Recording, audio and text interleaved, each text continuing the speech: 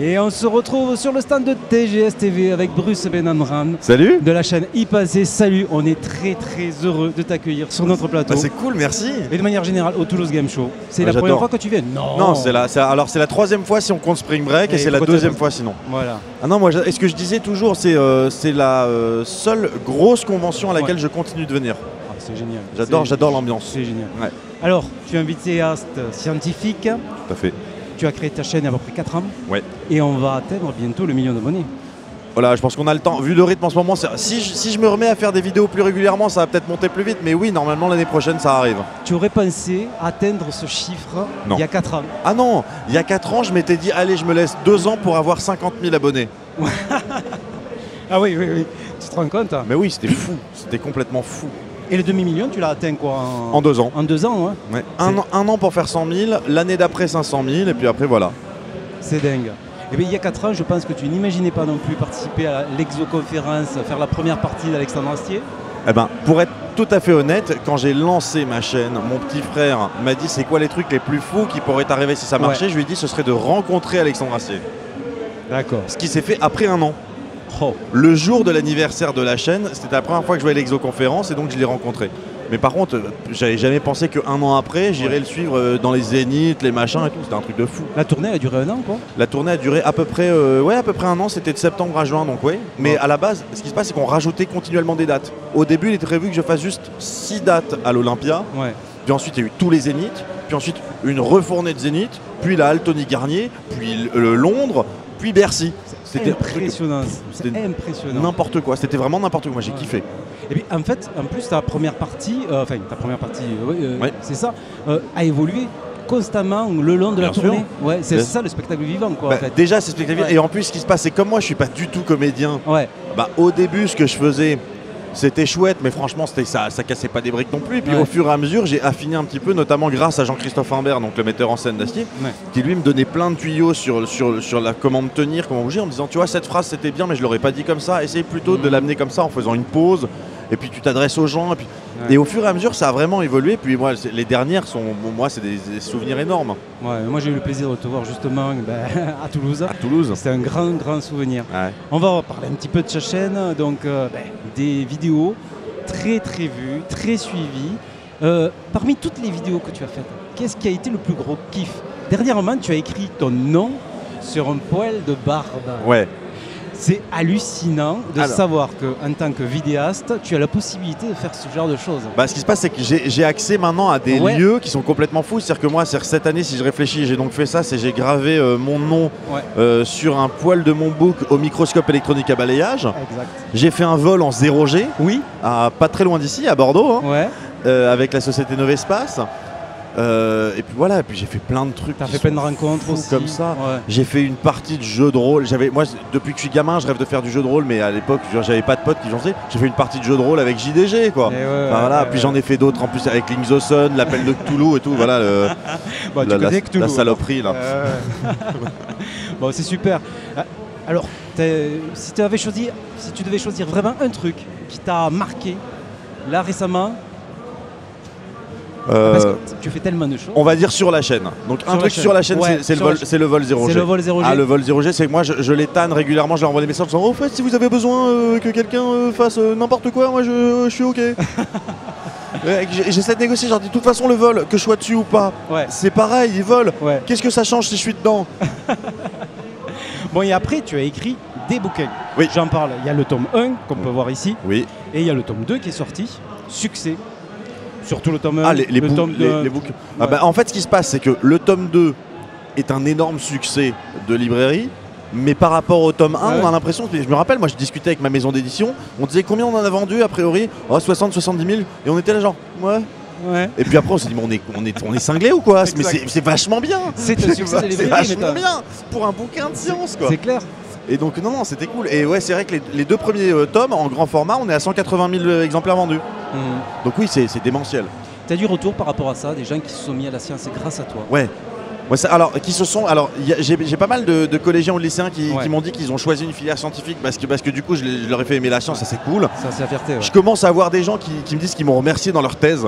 Alors ça je trouve ça. Je dis, t'es sérieux? Pourtant j'ai rien fait. Hein, et moi, le truc qui me touche plus directement, parce que c'était ça mon but à la base, c'est des gens qui font pas du tout de la science, qui sont dans des filières complètement ailleurs, qui font du droit, qui font de l'histoire, qui font autre chose, et qui disent, eh ben en fait, ça m'a réconcilié avec la science, et je me suis dit que j'ai quand même le droit de comprendre comment les choses fonctionnent, même sans faire de maths, sans faire d'équations. Moi, c'était ça à la base mon objectif. De l'importance de la vulgarisation et de la vulgarisation comme tu fais. De vouloir comprendre. C'est simplement être curieux. C'est pour ça à chaque fois je dis soyez curieux. C'est vraiment je veux comprendre. Voilà. Par contre, j'ai pas le bagage des mathématiques. Commencez pas à me saouler, à me dire qu'il faut une maîtrise de maths pour comprendre pourquoi le ciel est bleu. Je veux juste qu'on m'explique simplement pourquoi le ciel est bleu. Voilà. Non, c'est excellent ce que tu fais. Tu avais lancé une petite série sur la logique. Oui. Tu avais arrêté? Alors non, c'est pas arrêté. Ce qui se passe, en fait, c'est comme cette série, elle est sur la chaîne secondaire. Oui. Et que j'ai pas abandonné, mais je faisais beaucoup moins de vidéos sur ma chaîne principale. Donc là, je me reconcentre surtout sur ma chaîne principale. Mais sur la série logique, en fait, qui a bifurqué, qui est devenue 2 séries différentes. Il y a une série vraiment qui est sur la logique où j'ai fait 2 épisodes, c'était le paradoxe du condamné à mort. Et de l'autre côté, ça a donné e-pensée numérique où je me suis dit, ok, les gens veulent que je parle d'informatique. Donc je vais expliquer depuis le tout début, depuis le transistor, comment marche un ordinateur. Et donc là, je suis en train de préparer les épisodes suivants. Mais il y a de l'attente, je pense, pour ça. Oui, il y a beaucoup d'attente, on m'en parle beaucoup. Et en fait, moi, je voulais faire ça dans un format un peu différent qui ressemblerait un peu à un format de gaming. Ça veut dire où on voit un écran d'ordinateur et moi dans un coin pour montrer des schémas. Et j'ai enfin trouvé des logiciels qui permettent de faire des beaux circuits électroniques, des circuits logiques et tout. Pour montrer voilà comment est-ce qu'on fait une addition avec des transistors, comment on fait une soustraction, comment on enregistre un truc en mémoire. Et au fur et à mesure, on va compliquer les trucs jusqu'à arriver à un moment donné où on va commencer à écrire en assembleur. D'accord. Et ça, il y a un jeu qui existe, qui est vachement bien, dont le nom m'échappe totalement. Bon, on le trouvera. Mais et qui est top. Qui, en fait, c'est l'air de rien, c'est un jeu qui fait coder en assembleur. D'accord.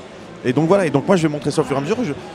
L'objectif final étant de dire voilà, maintenant, vous savez que quand vous êtes sur Word, vous tapez A et il y a un A qui s'affiche à l'écran. Voilà toute la série d'étapes qui se passent. Les gens se rendent pas compte. Oui. Bien sûr, mais ils ne voient pas le code, quoi. Ils ne savent pas le code. Non, mais simplement, mécaniquement, quand on appuie, ça crée une interruption qui est interprétée comme attention, il y a 7 touches du clavier. Mais attends, on est dans quoi comme clavier? On est en AZERTY, donc cette touche, c'est quoi? C'est le A. Ça veut dire quoi? Ça veut dire que maintenant, il faut afficher un A à l'endroit où était le curseur. Sachant que l'endroit où était le curseur est défini par des coordonnées avec l'affichage qui se rafraîchit 60 fois par seconde. Exact. Et tout ça, c'est comme ça, un A. Voilà. Impressionnant. Tu sors un jeu pour Noël. Qui est sorti déjà, ça y est. Il est disponible là, de fin novembre, c'est ça, il est sorti. Alors en fait, ce qui se passe, c'est qu'à la base, il devait sortir mi-octobre. Il y a eu un décalage parce que je crois qu'il était coincé peut-être aux douanes, à l'import ou je sais pas quoi. Enfin bref, mais finalement, il est sorti quand même fin octobre. Et ça se passe plutôt bien. Donc là, je suis en train de finir un tour de France de dédicaces de boîtes de jeux. Ce qui est étonnant, c'est qu'à chaque fois, les libraires disent mais vous dédicacez des boîtes de jeux. Je dis, ouais, très bien, je m'en fous. Moi, ce qui se passe, c'est aujourd'hui, ce que je dis, c'est voilà, j'ai quasiment 950 000 abonnés. C'est un nombre qui est beaucoup trop grand. C'est-à-dire, j'arrive plus à avoir quasiment de rapport direct avec les abonnés, sauf peut-être via Twitter, des échanges, des trucs comme ça. Et les dédicaces, mine de rien, ça permet de rencontrer 100, 150, 200, parfois 400 ou 500 personnes. Mais même 500 personnes, on peut échanger avec eux. La semaine dernière, j'étais à Lille. Et donc, j'ai fait une dédicace au Furet du Nord. C'est très bien passé. Et ensuite, j'étais au dernier bar à Lille. Et on a fait une partie. Sur une grande table, on était 40. Donc une partie à 40, c'est drôle. Et en plus, donc c'était 4 équipes qui n'étaient pas du tout bien équilibrées. C'est-à-dire qu'il y avait une équipe, ils étaient que 2, une autre équipe, ils étaient 19. La partie a duré 4h30, c'était génial. Vous pouvez retrouver d'ailleurs sur YouTube, tu as fait 2 parties. 2 lives. Avec des youtubeurs et avec des scientifiques.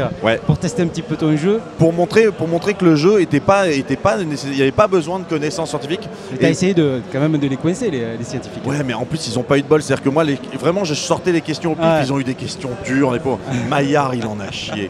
Maillard, il a tous les pièges du plateau, il les a eus. Le lendemain, et ce qui est marrant, c'est que donc la première partie a duré, je crois, 3 heures. Et le lendemain, la partie a duré 1h15. Voilà. Ils ont torché ça rapidement. Oui, et ce qui est marrant, c'est que voilà, c'est Dirty Biology, voilà, spoil, c'est Dirty Biology qui a gagné la deuxième partie en ayant répondu correctement à une seule question.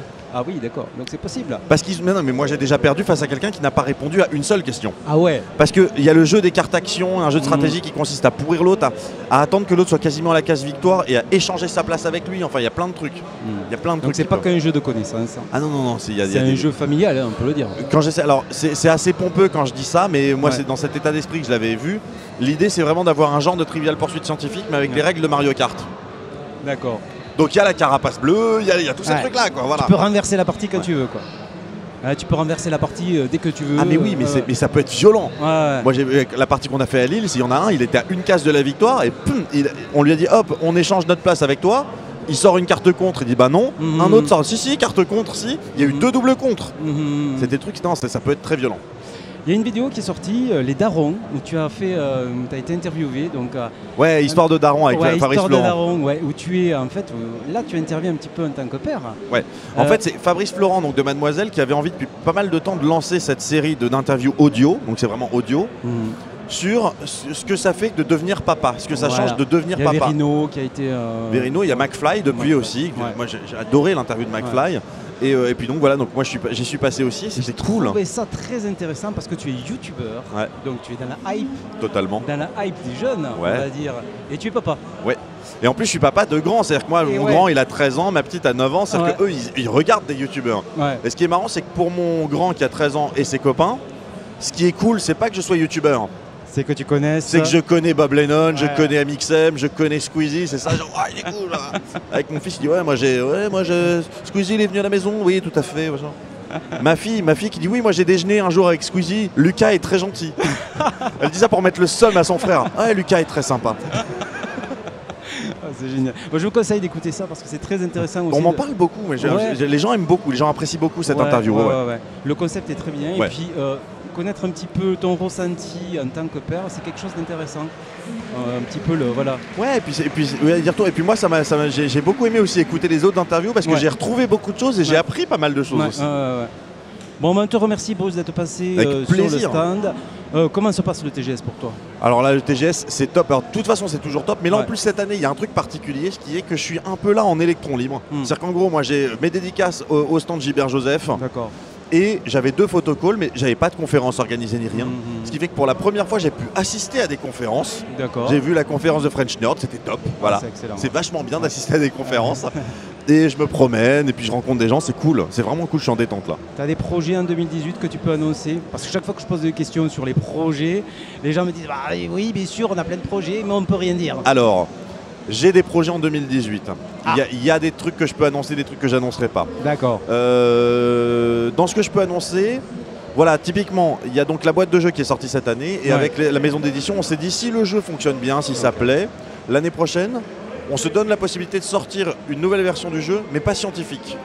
D'accord. Donc avec un peu le même concept de base, le même principe avec les cartes actions, les pièges et tout. Même mécanisme. Mais avec des questions cinéma, YouTube, un truc vraiment un plus orienté geek. Ce sera pas vraiment Trivial Pursuit, genre politique, histoire, littérature. D'accord. Mais voilà, l'idée ce sera d'être un truc comme ça. Il y a un autre bouquin qui est en préparation, normalement en 2018 aussi, si j'ai le temps de le finir, qui sera pas un tome 3, ça va être une fiction. D'accord. J'ai envie là, mais j'ai tellement aimé écrire que je me suis dit tiens j'ai des histoires à raconter, je vais voir si je peux les raconter. D'accord. Et pour la chaîne, il y a des trucs, pas Tesla, mais il y a des trucs qui sont en il y a un vrai projet qui arrive en janvier pour la chaîne, dont je peux pas parler pour l'instant et dont je pourrais parler sans doute à partir du mois d'avril-mai. D'accord.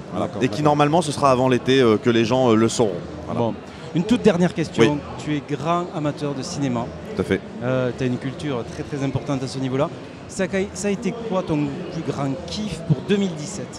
Pour 2017? Ouais. Waouh. Un film récent. Un film récent putain, je suis en train de réfléchir. Bah, c'est l'heure du bilan, quoi. On est fin 2017. Je me dis, ce qui se passe, alors moi la partie. Je t'ai piégé là. Non, mais ce qui se passe, c'est que moi, depuis que j'habite à Paris, je vais plus au cinéma. Parce que je trouve que l'ambiance dans les salles, il y a trop de monde, les gens font du bruit, tout ça. Donc tu entends les sorties. Donc moi, c'est quand les trucs sortent en DVD, donc ça va. Donc ce que je vais dire, ça va pas nécessairement être 2017, ça va peut-être un peu plus vieux, mais. Récemment, voilà, le dernier film que j'ai vu, je me suis dit waouh, c'est beaucoup mieux que ce à quoi je m'attendais, c'est La fille du train. D'accord. La fille du train, c'est qu'au début on m'avait dit c'est un thriller, machin, une enquête et tout. Je lance le film, c'est super lent, je me dis oh putain je vais me faire chier pendant 2 heures. C'est lent, et en fait c'est vachement bien. Sinon il y a quoi? Il y avait Kingsman 2, j'attends de le voir là, le 2 là. Wonder Woman, moi franchement j'étais plutôt... t'as aimé. Tout n'est pas machin, mais je me suis dit ils ont quand même réussi finalement à faire une super héroïne, femme, forte, sans aucun cliché, sans machin, et je me dis c'est pas mal, enfin sans aucun cliché, quasi pas on va dire. Quelques-uns, mais bon. Et c'est vraiment pas mal quoi, voilà. Et moi j'attends Avengers là. Ah bon. J'attends Avengers là, comment ils vont réussir à réunir tout ça, je suis comme un fou. Bon. Je te remercie vraiment Bruce d'être passé et on te souhaite une bonne fin de convention. Ah bah ça ira là, ouais, y a pas de problème. Merci. Merci. Bye bye.